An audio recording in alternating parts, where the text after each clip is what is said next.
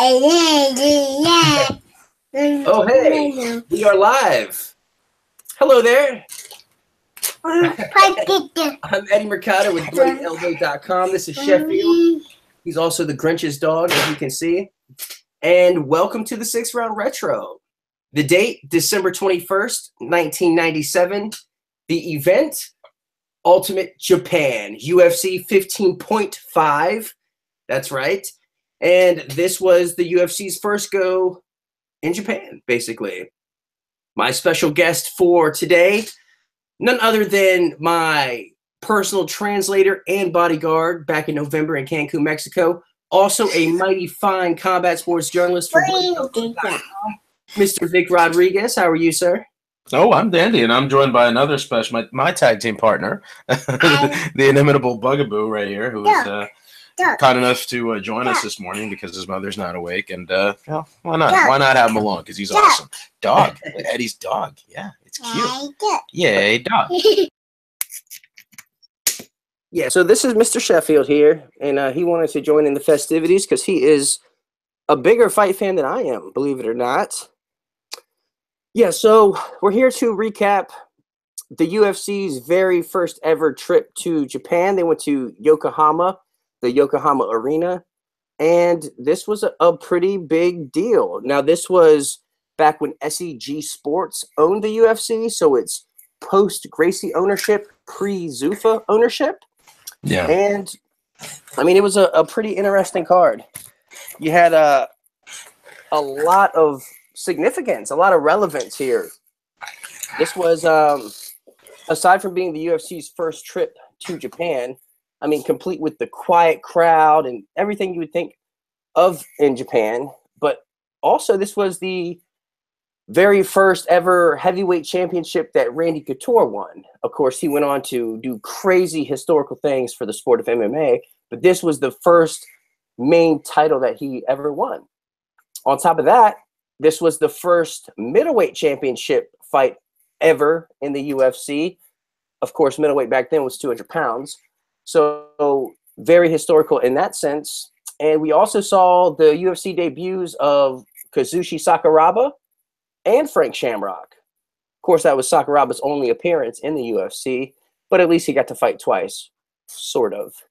Now, oh, one more thing. Another first for UFC Ultimate Japan. This was the debut for Mike Goldberg, legendary commentator. This was his very first go, which is pretty crazy looking back and seeing him because he was actually pretty good. And I don't know what happened, but like he started out really good and then kind of fell off and then like got better. So I think he just got burned out. That's either that or fatigue. I'm sorry, either that or just complacency. I don't know. Or there could have been some personal issues going on that, you know. Yeah, there could have been. I mean, he clearly seems to have much, since the relaxed schedule, a lot of people are much happier with his work. I haven't really watched any of his fights with commentary in Bellator, so I can't really say. A couple of points on what you mentioned, though. Yeah, Semaphore, owned by Bob Meyerowitz at the time, was still in charge of the UFC. They went out there and had this foray, and a gentleman who was part of that organization and was actually living for a while in Japan, spent I think 2-3 years living in Japan. I don't know if you've met him. His name is Campbell McLaren. You might have been. I met him a time or two. I met him. You might have. Yeah. So gentlemen.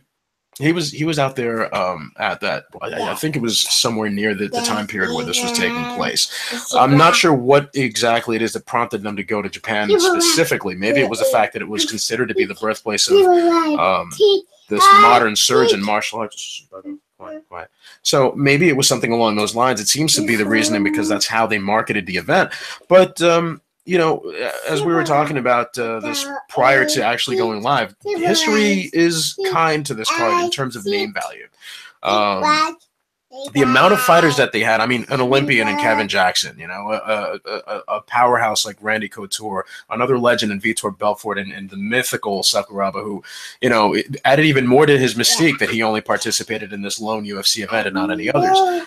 You know, you wonder what could have happened had he continued fight for the organization. But, you know, the times were different. Money was different. Travel was different. You know, it's just fascinating to see this collection of insane fighters. It was probably one of the best events that they could have put together at that time, especially when you look at things like maybe, you know, UFC 8 or UFC 10, and you go, you know, like now from a technique standpoint, things are starting to find more of a blend. We're starting to see stylistically the whole thing like Tank Abbott style. That's just not going to work. You can't just be that one note guy anymore.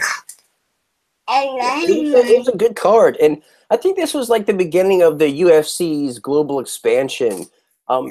So 2 fight cards after this, pretty much at 17.5, UFC 17.5, they did Ultimate Brazil.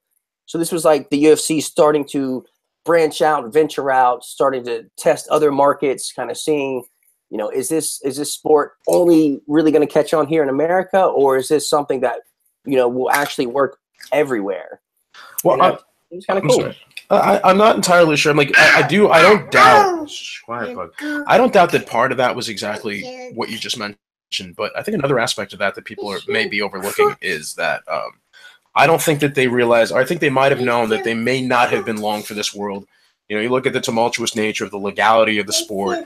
You know, trying to get it approved in certain commissions and the forces that were working against them. I think that it was a matter of, well, let's stage these events here and get as much money, make the big impact with, oh, martial arts, Japan, that's what you think of. And then you see all these Brazilians taking over. Well, I guess we got to do one of these in Brazil, you know, and maybe there was something along those lines that was moving things in that direction. But I don't think that they were really looking to make more of an international thing. Like, for example, when we saw the UFC venture off into Mexico a few years ago, or announcing an event in Chile for, I believe, next year or the year after. So, you know, it the things here that we need to look at. But I'm glad it happened, because even, let's say, if the UFC, if Semaphore had to sell the organization around UFC 20 or whatever due to money problems, we would have had this, and it would have been nice. Yeah, and such a cool card, such a relevant card. So, like, the meat and potatoes was basically, at the top you have the heavyweight title fight. Opening up the card is a 4-man heavyweight tournament. You have the inaugural middleweight tournament, middleweight title, and then you have a super fight, which Vitor Belfort was in, just a clinic. So it was a real simple kind of setup, but pretty effective, I think.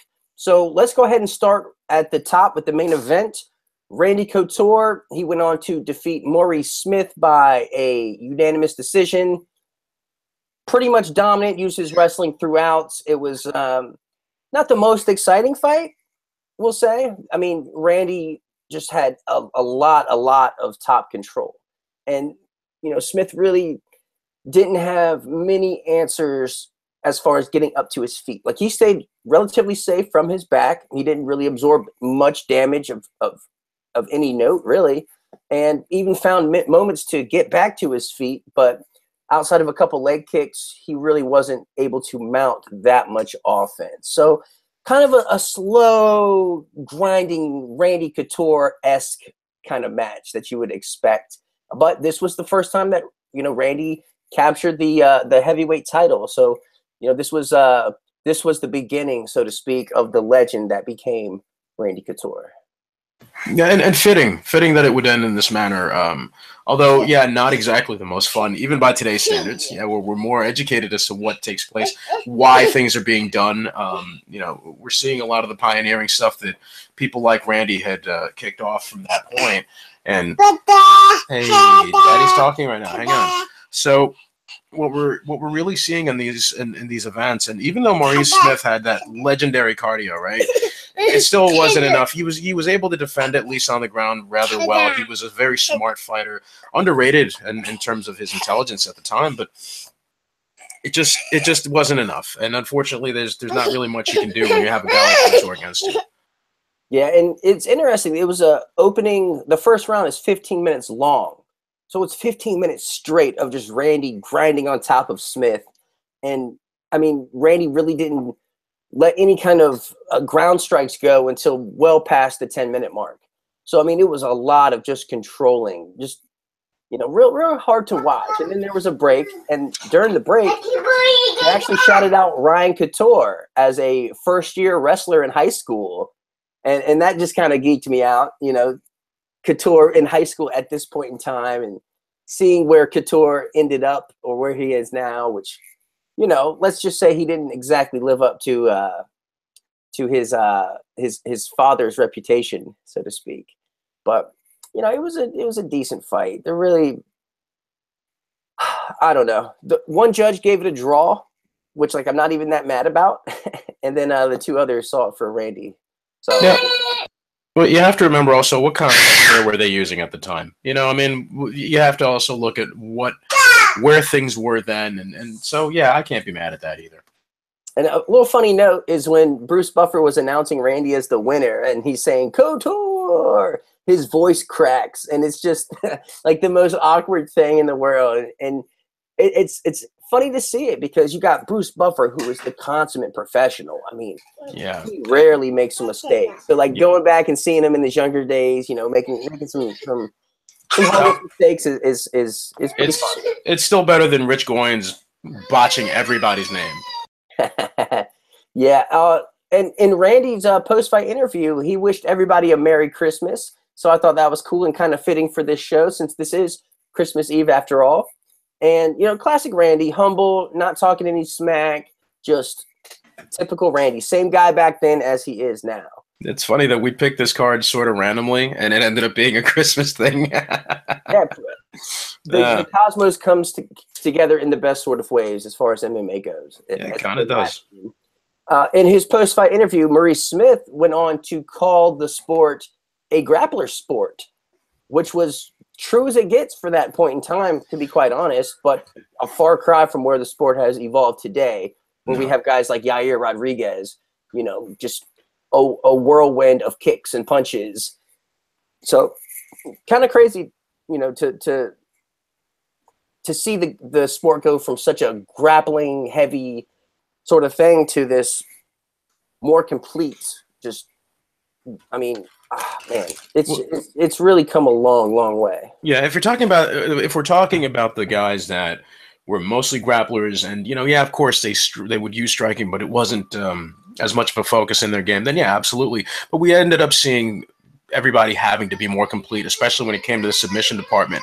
Being a wrestle boxer wasn't enough. You had to train jiu-jitsu, you had to train sambo, you had to learn how to defend submissions, and so everybody ended up having a bit more of a more complete game. But grapplers, it's sort of been like an ebb and flow. You know, grapplers were still at the top of the food chain in most divisions a couple of years ago, and now it's like the game seems to be favoring strikers due to a variety of factors.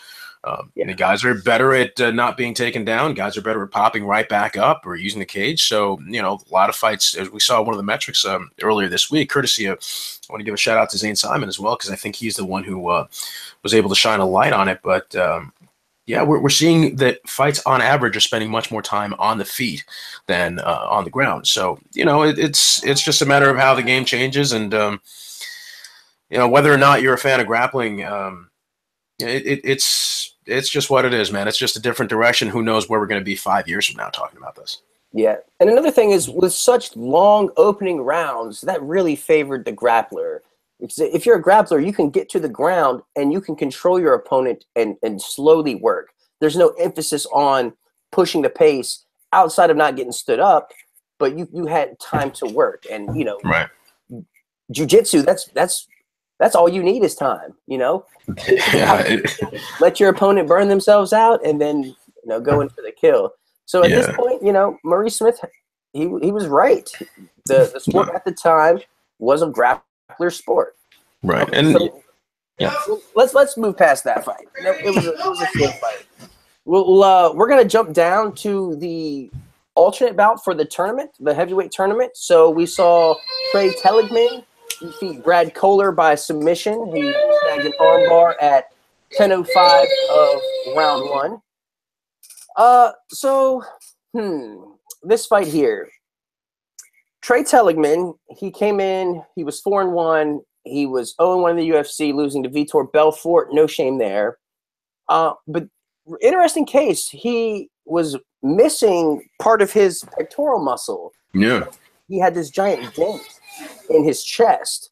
And, you know, nowadays, it's whatever to me. But back then, like, I was freaked out by this, to be completely honest. Like, that freaked me out. I was like, oh my God, is this dude okay? Like, is he allowed to fight? Like, how can he fight? Like, who would want to fight this guy? You know what I mean? But he was scrappy and he could fight. And despite the visual, like, awe, you know, he can actually mix it up and scrap. So, you know, cool to see, you know, cool to see someone who was dealt some crappy cards in life not use that as an excuse. You know, it really made me look at myself and be like, well, I have zero excuses. This dude only has one pectoral muscle and he is fighting professionally, you know? So it was a sight to see, and it took a little while to get used to.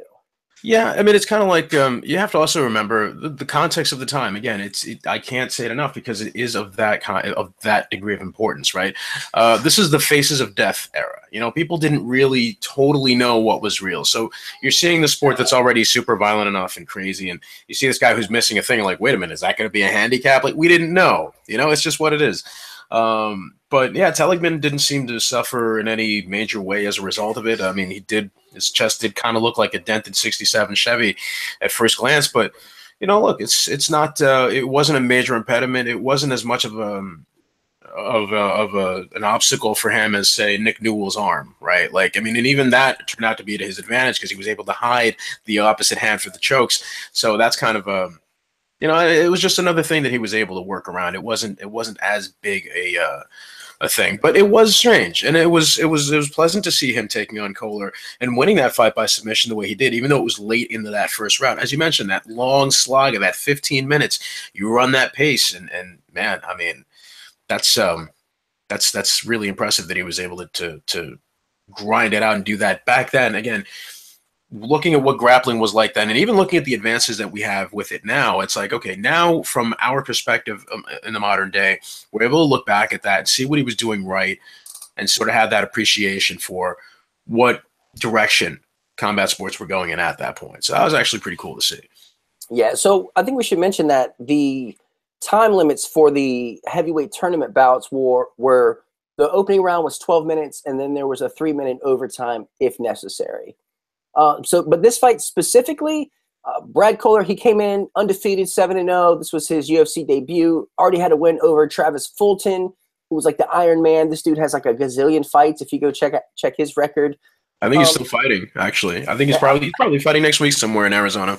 Yeah, probably.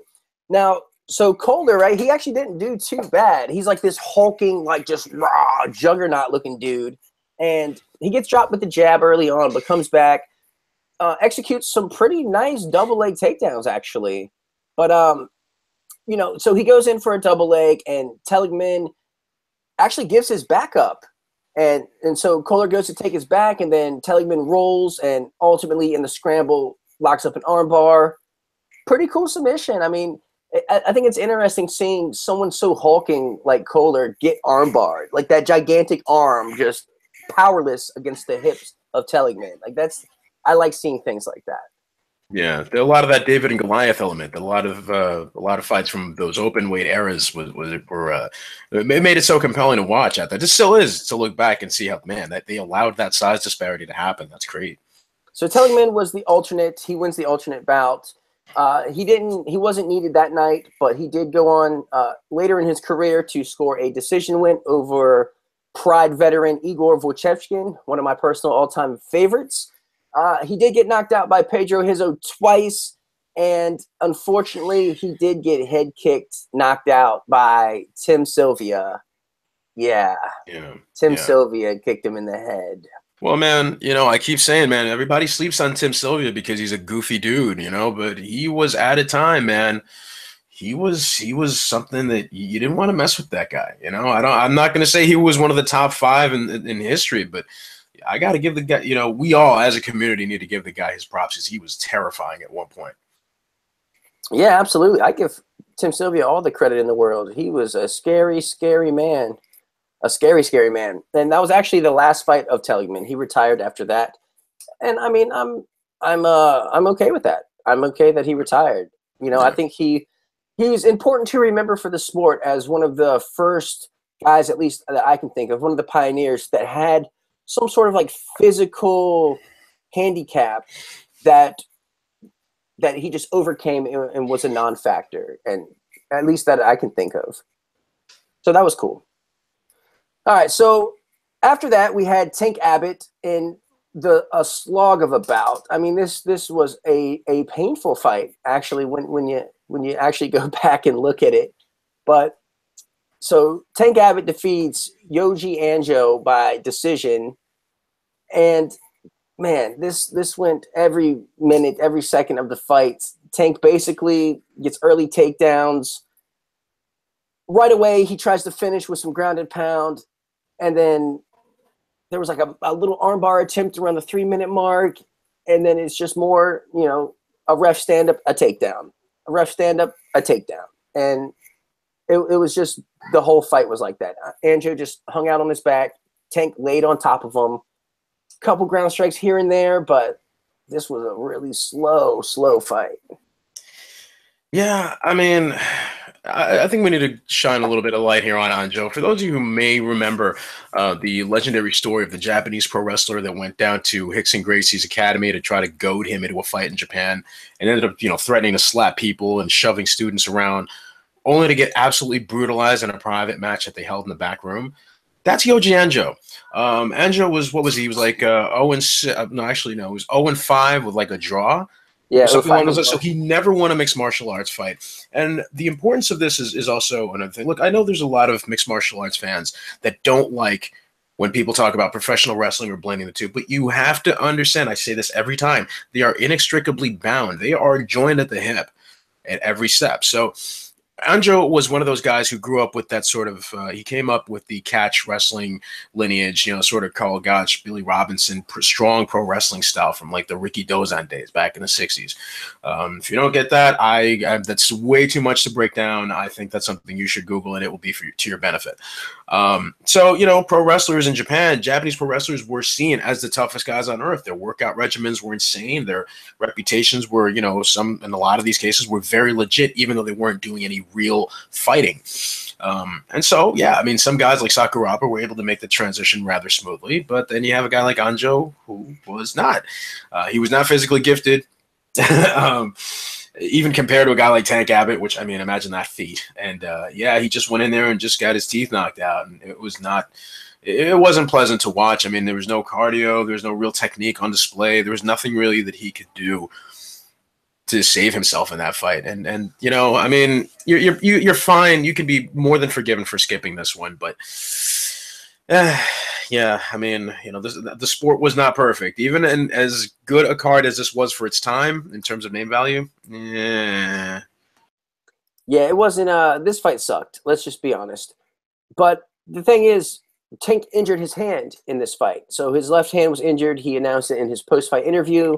So he had to withdraw from the tournament. So Anjo out of the tournament, Tank Abbott out of the tournament. So Tank did go on to win one more UFC fight before basically becoming a practice dummy for any skilled technician that crossed his path. Real talk. He got finished 9 of his last 11 bouts before retiring at 10-15 overall. So, an interesting cult icon of MMA was Tank Abbott. He had a lot of that mystique around him. He just seemed like this tough guy from the bar that, nobody wanted to mess with. But what we found out was, if you have some technique, then, all that tough guy persona doesn't amount to much. You still don't want to mess with Tank Abbott because he's violent and crazy and possibly in the throes of real mental illness that's going unaddressed for decades. But no, your point still stands. It's going to take a little more than that for you to be able to succeed in terms of actual fighting professionally. Yeah. And as you said, Vic, Anjo went on to never win a professional fight. Did manage to pick up a draw on the first Dream card. So retiring at 0-5-1, I think his last fight was at the Ryan Gracie fight. I think it was, right? I'm trying to remember. I can't find the thing now. You know what? I'll tell you right now. Actually, I have that right here. Final bout, Yoji Anjo, mixed martial arts. Yep, Ryan Gracie, Pride Shockwave back in 2004, December 31st. It's the holiday thing, baby. Look at this. Everything we're fine. Everything's coming up Millhouse with this shit. This is great. Okay, so after that, we had the very first ever appearance and only appearance of Kazushi Sakuraba. Now, this is before he was a legend. Like, he came in 0-1. Like, that was his record. He was a professional wrestler rolling with Anjo. Like, no one really expected Sakuraba to become exactly, the sort of legend that he is today. And his first UFC fight was terrible. Like, the way it ended was just absolutely horrible.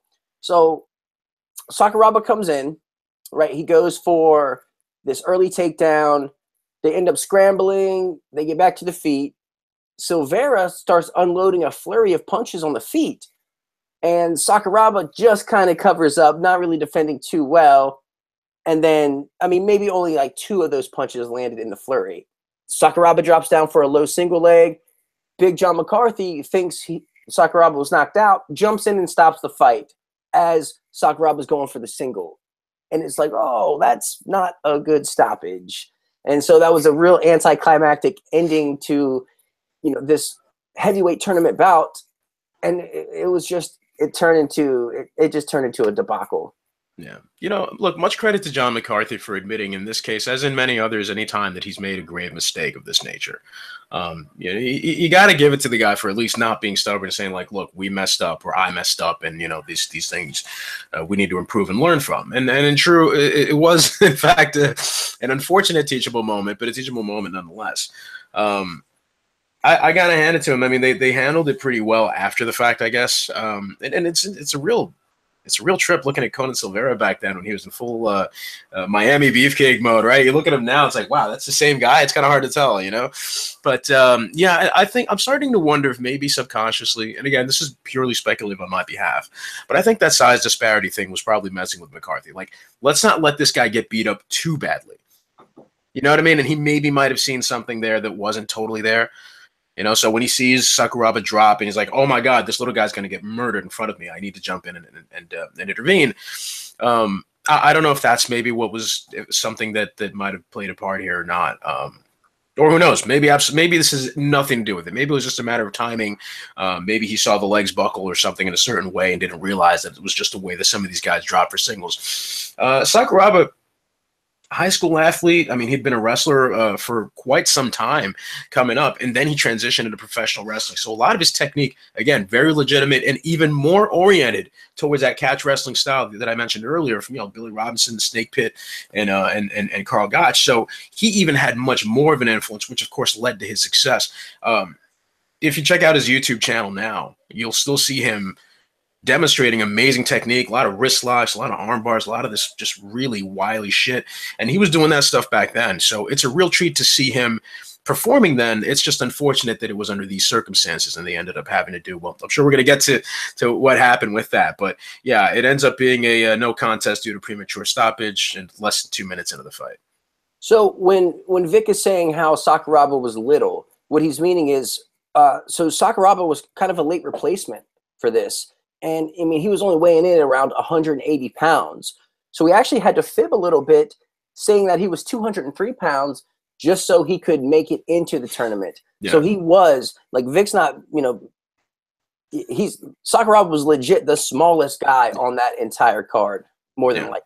I'm not saying that he was like the size of a 10-year-old child, just that by comparison, he was a much smaller guy than the much more physically imposing Silveira. Yeah, significantly smaller. The funniest part of that whole debacle was when Sakuraba, he's protesting, and he tries to rip the microphone out of Bruce Buffer's hand to address the crowd. And it's just a classic moment. And Buffer, like, hides the microphone behind his back and, like, tries to walk away. It's such an awkward moment. Yeah, and you have to remember, look, the worlds that both of these guys come from, right? Buffer's, the entertainment thing, the rule, don't let the guy get the mic because you've lost control. You don't know where he's going to go with this. You don't know what's going to happen and how it's going to make everybody look. So, he was doing the right thing on his end. And Sakuraba, that pro wrestling background, that pride that you have within, that's something that you do in pro wrestling. You grab the mic and you address the crowd. That's something that people did in that time. So, and still do today.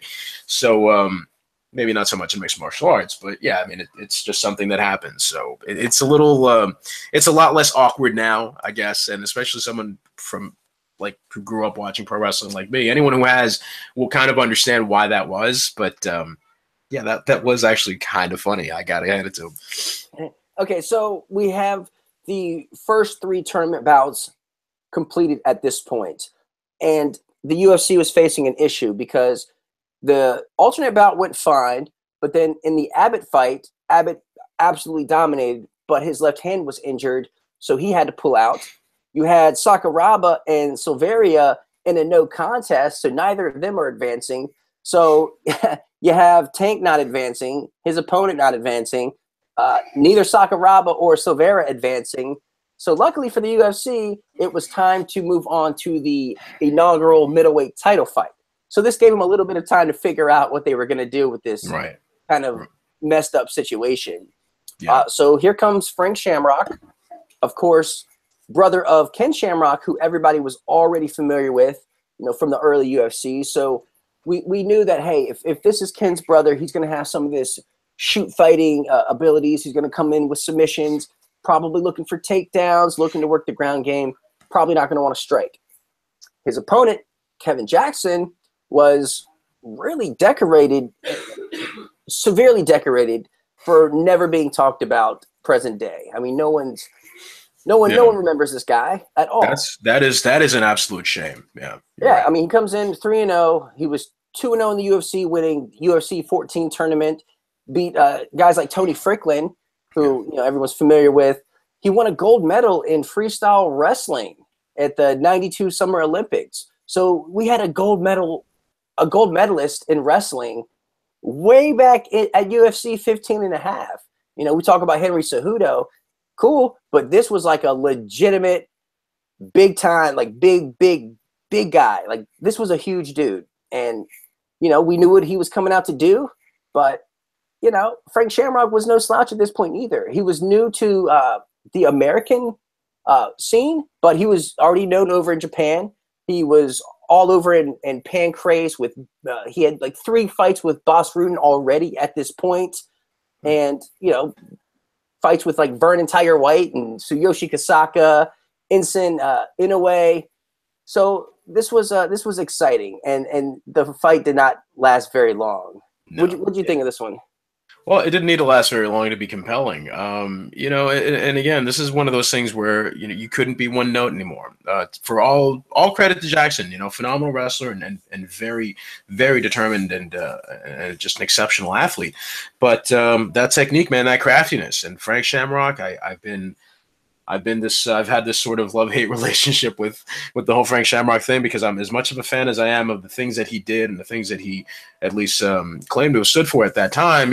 He's been saying some things in the last few years that I've kind of had some issue with, but I don't want that. It is a shame that even though maybe the fact that Ken was in the initial tournaments and he had his time in WWE or WWF at the time, he had a lot more notoriety and fame, so people look at him as a tougher guy. But clearly Frank Shamrock was the guy who had better technique. I mean, he had a much more successful career. You could say that he was a little more selective with his opponents or his fights. I don't think that's really relevant. I don't know if that's even a fair claim to make, seeing as he clearly had the heavier schedule, fought tougher and much more technical opposition, in my eyes, at least in the prime of his career. So yeah, man, I mean, Frank going in there, and it was sort of a precursor of what was to come. He was a guy who was really well versed at doing a lot of things. His striking was actually really good. His wrestling was really good. Obviously not Olympic level, but you knew at this point that there was going to be a new paradigm. You weren't just going to come in with your wrestling, right? Like we often reference the Miesha Tate versus Sarah McMahon fight. Sarah McMahon is an Olympic wrestler, but the wrestling for MMA was better adapted by Miesha Tate, and therefore you were able to see her outperform McMahon. And this is kind of what you saw here. You saw a guy who was crafty. He knew what the other guy was bringing to the table, and he just thought a few steps ahead, slapped on the submission, and he was just better adapted for this arena. And that's just what it was. Beautiful armbar, by the way. And that really looked like Kevin Jackson was suffering a lot in the moment that, by the time that they were almost about to go belly down, I was like, oh, Jesus, he's gonna tear that thing. He's going to do some serious damage. Thankfully, it doesn't seem like that was the case. But yeah, not much to see, but a lot to take from looking at that snapshot of this event. Yeah, and credit to Shamrock for actually releasing the hold on his own. As soon as he felt the tap, he let go, and yeah, And what an awesome fight. It was so fast. And you know, it was a 16-second armbar. I mean, just beautiful. So Jackson comes in, gets the takedown. Shamrock instantly goes for the armbar. I mean, it doesn't get any cleaner than this. I mean, this was clean. It says, how much does it say that it's a 16-second fight and we've had this much to say about it? I mean, that's you know, it really is worth your time, folks. If you haven't had the opportunity to watch that, at least watch this one specific fight because it really is worth your time. Yeah, so Frank Shamrock wins the inaugural middleweight title. Again, that's 200 pounds back then, before it's the 185 pound that it is today. Jackson, he lost one more UFC fight and then won one regional bout and then retired 4-2 in 1998. Shamrock, he went on to defend his belt 4 more times and never actually lost his UFC title. He moved on, won the Strikeforce title, losing his belt to Kung Lee. He got his arm broken in an epic fight. Go check that fight out. And lost to Diaz in 2009 and then retired at 23, 10-2. But sensational fight, that Nick Diaz bout too, man. Don't underscore that one. Actually, Holy every shit. Frank Shamrock fight is worth watching, to be quite honest. Like, straight up, every single one of them. And oddly enough, recently he drew even in a grappling match with Kazushi Sakuraba back in October of this year. So he's still competing, just not in a mixed martial arts setting. Yeah, that last one you could probably skip it. I'm not, you know, nothing against either. I love both guys tremendously, but don't. Okay, so after that we had what was called the super fight, whatever that means. Like I have no clue why they call it the super fight. No, super fight simply means there's no divisional relevance to it, but it's kind of got some big names and promises some degree of action. So here you go. You know, treat it as a bonus for the audience. You know, it seems like that classic Campbell McLaren salesmanship. I don't doubt that he had a hand in making that name stick. Yeah, I mean, it was basically just not a tournament fight and not a title fight, and they just called it the super fight. But it was cool. You know, Vitor Belfort coming in, he was 4-1 at this point in time, 3-1 in the UFC, beat Trey Telligman, Scott Ferrazzo, Tank Abbott, and then ran into Randy the Natural Couture and got TKO'd. That's when people started questioning the cardio and the heart, I guess, of Vitor Belfort. And it's funny, on the broadcast, Mike Goldberg asked which Vitor was going to show up, which, now that I think about it, is a question we've been asking for 2 decades now. God damn it. 2 decades of asking the same question about Vitor Belfort. Are you kidding me? I laughed out loud. I legitimately laughed out loud when I heard that. We'll never be free of this. This is who he's, you know, when people talk about, oh, it's the new Vitor Belfort, no, this is who he's always been. He just got really good for a certain period of time at avoiding certain pitfalls. But yeah, this is kind of who he's been. This is just what it is. It's a fight game. It's cruel. Yeah, Joe Charles, on the other hand, he came in at 5-8, 2-1 in his UFC career, most notably beating Kevin Rozier, who was big in the early UFCs. Lost to Dan Severn. He honestly had 0 moments in this fight. This was a bounce-back fight for Vitor Belfort. Vitor comes in, he muscles a body lock takedown, gets reversed briefly, but regains top control, uses knee on belly and just kind of scrambles all around his opponent, and then just takes full mount and snags a very beautiful, I mean, really beautiful armbar. Like, this thing is, it's gorgeous. And the most interesting fact is Vitor Belfort did not throw a single punch. He didn't punch at all. And that's like unheard of, because at this point, you know, everyone knows him for his insanely fast hand speed.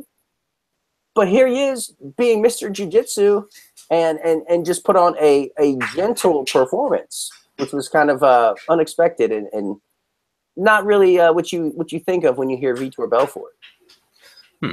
I'm starting to wonder if this was a point of pride thing. A little background on Joe Charles, the ghetto man as he was known. You know, a lot of guys looked at him and thought, oh, clearly he must be some kind of brawler or whatever with a boxing background. No, actually, he was a really good wrestler, at least regionally or locally, and he was also a judoka. So dude was actually as tough as they come. And back then it was a pretty You know, it was not an easy task to take a guy like him out, even though he didn't have many wins. He was just a very, very, you know, just a hard guy to move, you know, that kind of thing. So ending up in a grappling match against that guy, you know, I don't know, maybe it's trying to prove a point, or maybe it's just the kind of mood he was in that day. Maybe he felt that this guy's skill and frame were favorable for him to be able to pull off what he did, and he acquitted himself rather well. I mean, you know, people always talk about the Carlson Gracie black belt thing, you know, the controversy surrounding that, or, you know, make of that whatever you will. It's, you know, his jiu-jitsu was very solid, and he showed it. He had decent top control. He was able to set that up from the side and work his way up. And yeah, I mean, that was cool. If you really want to see what all the hoopla was about, maybe this isn't the fight when it comes to Vitor Belfort, but it is certainly worth seeing that he was more than just a guy who was able to sling leather. Yeah, this was one of his 3 submissions in his career, but definitely had a wicked ground game, underutilized. I remember he almost broke the arm of John Jones when they fought. So, I mean, he was that close to being the first guy to ever beat John Jones for real. But he allegedly went easy on that arm. Apparently he felt it popping, and he kind of eased up as you do in practice, which is what you do in years and years of practice. That's kind of that's not entirely unheard of, but if that's true, man, what an opportunity, man. Yeah, practice. We talking about practice? Not a game. Well, so Vitor, I mean, his next fight was really what turned me on to MMA as a whole, to be perfectly honest. He came out at UFC 17.5, which was Ultimate Brazil, and absolutely obliterated Vanderlei Silva. I mean, he comes out and just throws the most wicked, like 50-punch combo, and just, I mean, it was one of the craziest combos I've ever seen. And, I mean, it took 44 seconds to dust Vanderlei Silva. So that was like a big deal at the time. And it put me on. So I became an instant Vitor Belfort fan at 17.5. And he's been my all-time favorite fighter ever since. But he's had like a weird career. He went over to Pride and, you know, did pretty well. Had a 4-1 run in Pride, losing to Sakuraba. He goes back to the UFC, defeats Randy Couture for the belt, just to lose in defeats. You can say defeats. He defeated him. I mean, he won. He punched him in the eyelid, slicing Randy's eyelid. That is a legitimate stoppage. It wasn't a poke in the eye. It wasn't a scratch. He punched him in the eyelid. Like, I'm not disagreeing with you. I'm simply saying there is a little something that's worth noting about that. That's kind of important. It's also important. Remember what I said about Vitor being my favorite fighter of all time. So I will go to bat for Vitor no matter what, 100% of the time. I have all the excuses in the world for this man. You dirty motherfucker. Okay, go ahead. Man, so yeah, what a crazy run for Vitor. You know, he bounced around between Pride, Strikeforce, and Affliction, scoring brutal knockouts everywhere. And his TRT run was insane in the UFC. He was kicking everybody in the head. And like Luke Rockhold, Dan Henderson, Michael Bisping, all these top fighters were getting kicked in the head. But TRT got banned, and then that was pretty much the end of Vitor at the top. But he's scheduled for his final bout, I believe, January 14th against Uriah Hall in St. Louis. So, you know, gotta love Vitor.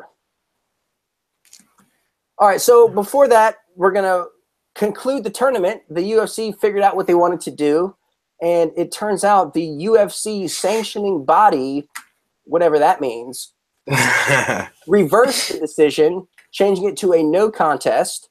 And so the tournament final, since Tank can't move on, his opponent really wasn't any good.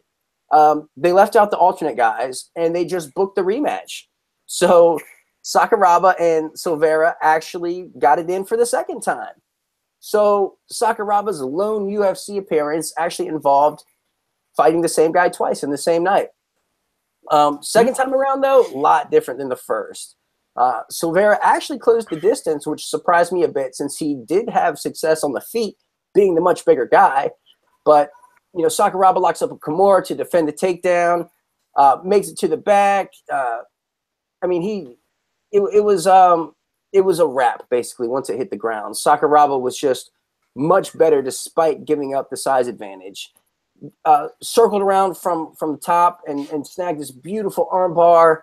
Quick tap from Silveira. Redemption for Sakuraba. The crowd went crazy. Yeah, that was pretty much the story of that. I mean, it was again another interesting thing. You know, the funniest thing to me was the elation of Sakuraba's Japanese entourage as they rush in, they pick him up, and he's like, yes, like everybody felt that validation. And for the hometown guy, well, maybe home country guy to go out there. I'm pretty sure he's not a Yokohama native, but I don't think that was really as relevant here. The fact that they were able to do they were able to sort of right this wrong. You know, the way he set that armbar was funky too, because it was sort of like this weird step over after the Kimura defense, and he hangs on to it. The funniest thing is that he's hanging on to the armbar. You can see he's not fully exerting himself.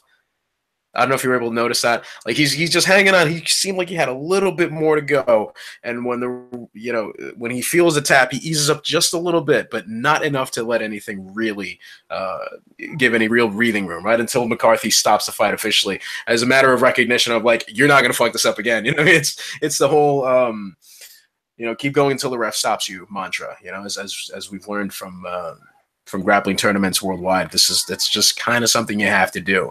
Not really any malice. Sakuraba was a bit of a gentleman really throughout this whole thing, and yeah, it was actually pretty exciting. It was exciting watching it for the first time way back then, and at least when I first saw this was like maybe 2000. But even watching it now, it's pretty thrilling. It's pretty. It's just another one of these weirdly compelling matchups, and it shows. I mean, it's not to say the Silveira didn't have technique, because his jiu-jitsu was actually it was pretty good, but the other guy was just craftier. It's similar to what happened with Shamrock earlier in the night.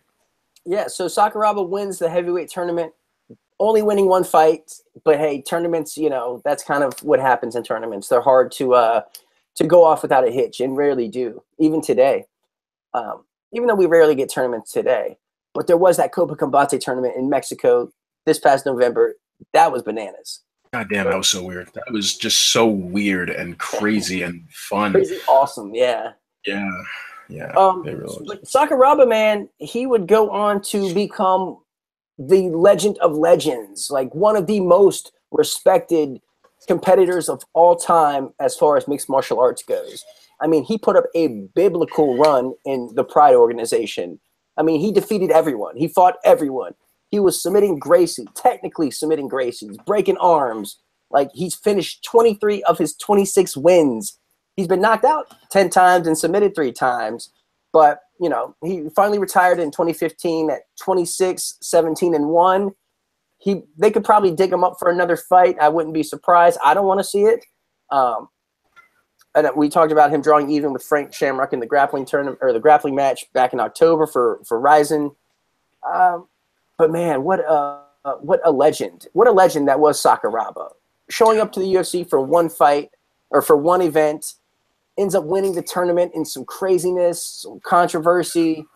Went on to have just a storied career in Pride. Like what a story! What a story! I just want to mention one thing here too, and sort of, it's not so much a shout out because unfortunately he's no longer with us, but Jeff Blatnick, all over on this one on the transmission, and it was actually it's kind of heartwarming to see the guy doing what he was doing back then. For those of you not familiar, very decorated wrestler. He was the man who is widely credited with creating the term mixed martial arts and dragging things out of the no holds barred savagery era into more of a noble and respectable sport of having legitimate technique and real athletes that were able to compete at a high level and move things forward. Blatnick's accomplishments and his efforts were mostly, you don't really see or hear too much of it because a lot of it was behind the scenes. A lot of the rule changes, a lot of what is, as it relates to fighter safety, a lot of those things were changed and made better because of him and his efforts. So a big credit to him, and it's a shame he's no longer with us. We all have our time, but it was great to see him here on the broadcast, and not only that, but the way he talked about fighting back then, again, 1997. Guys, a lot of you younger folks maybe might not have seen some of these older fights, right? And even if you aren't necessarily a younger person, but you might have forgotten how different the context of the time was. So it's always worth revisiting and just seeing how prescient it was and how, not everything is 100%. Clearly, things have changed since. But the way he talked about the sport at that time from that era, the guy knew his stuff and was definitely a fountain of wisdom. Yeah, and to your point about him bringing it from the no holds barred era, UFC 15.5 in Japan was one of the more gentler cards that I've ever watched, especially for that time frame. Yeah. I mean, you have killers like Tank Abbott, Maurice Smith, Vitor Belfort, but the card was gentle. I mean, we had 5 arm bars on the evening, right? So there were 2 decisions. Well, 1 no contest, but the rest were submissions. They were all arm bars. This was a gentle card, which is crazy. Let me tell you something. I remember back then. I mean, I was just a kid, and I remember like even back when the original UFC was kicking around, like I was maybe 14 or something like that. And I remember seeing news reports where people were talking about this. They're fighting in a cage like dogs, and the loser has to be carried out in a stretcher. And this was the illusion. This was the idea that people had back then of what combat, or at least what mixed martial arts or no holds barred, as it was known back then. And yeah, I mean, you're absolutely right. And I'm glad you raised that point because that had totally escaped me. People associated UFC or no holds barred with guys getting kicked in the head, on the ground until they pass out and had foam coming out of their mouth.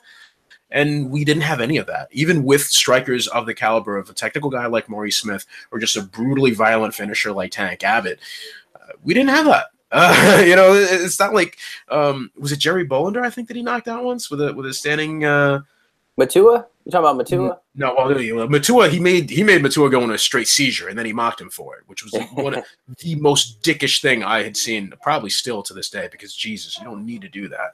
But you go from that extreme, and then putting him in a tournament where he doesn't even get to get that off. It's sort of it was sort of a fortunate thing from a public relations perspective, if you want to look at it that way, for what the sport could be, and not just this thing where a bunch of toothless bums, it's not bum fights, brawling bum fights. These are guys that are technicians, and we're seeing actual martial arts evolving before our eyes. So I'm glad you brought that up because things were a lot more. This was a much cleaner event than what we'd seen in some previous fights. This wasn't like Kimo Leopoldo going in there and borderline biting somebody. Like, nah, this was smooth.